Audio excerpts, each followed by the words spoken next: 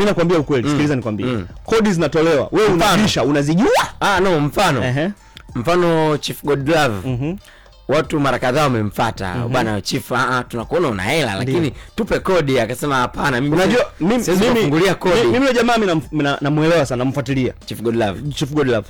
Amesema hivi, watu wengi wanakuuliza lengo lako sio kujua unafanya nini. Lengo lao akupime, akupe heshima ipi inayoendana na wewe. Na mimi sisemi, ndivyo alivyosema. Asemi ila hela zitafutwa. Unaelewa? Hela nini? Itafutwe. Sasa yeye ameamua wekeza nguvu zako kwenye kutafuta nini? Pesa. Kwa sababu hata yeye unapomwona Chief Godlove leo nyuma, mimi nimeona picha yake moja amepiga CD zile zimekaa nyuma.